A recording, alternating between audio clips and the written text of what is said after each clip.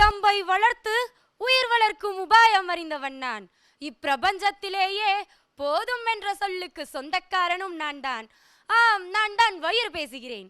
வாய் பேசித்தானே கேட்டிருக்கிறீர்கள், வயிறு பேசி கேட்டதுண்டா? கேளுங்கள், சற்று காது கொடுத்து கேளுங்கள்.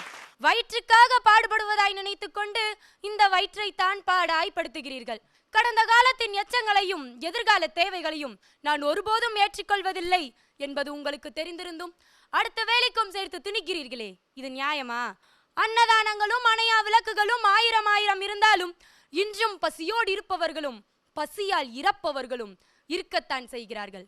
அவர்களின் பசித்த வயிறுகள் கூறும் ஈரத்துணியால் கடத்திய நாட்களின் எண்ணிக்கையை. தின்றது செரிக்க என்ன தின்னலாம் என்று யோசிக்கும் கூட்டத்தின் நடுவே சிறுகுடலை பெருங்குடல் தின்னும் முன் ஏதாவது கிடைக்காதா என்று ஏங்கும் கூட்டமும் இருக்கத்தான் செய்கிறது. நொறுங்க தின்றால் 100 வயது. இன்று நம்ம எத்தனை பேர் 100 வயது தாத்தா பாட்டியை பார்த்திருக்கிறோம்?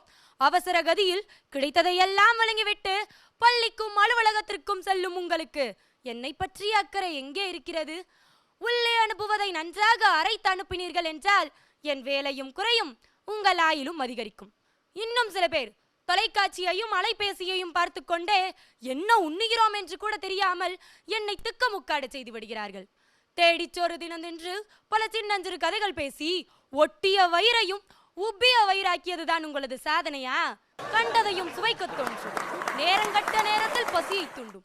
வாய் வலி வந்தது வயிற்றுக்குள் செல்லும் முன் வந்த வழி சென்றிடுமே, சோர்ந்து சோர்ந்து மயங்கிடுமே. கர்ப்பிணி வயிற்றின் புலம்பல்கள் இவை.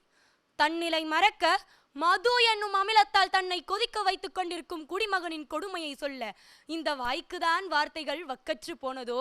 இல்லாள்களுக்கு இனிய வேண்டுகோள், மீதம் இருக்கிறதே என்று என்னுள் வலுக்கட்டாயமாக திணிக்கும் நீங்கள்தான் சில சமயங்களில் இருப்பதை இருப்பவர்களுக்கு ஊட்டிவிட்டு என்னை மட்டும் சும்மா போட்டு விடுகிறீர்கள்.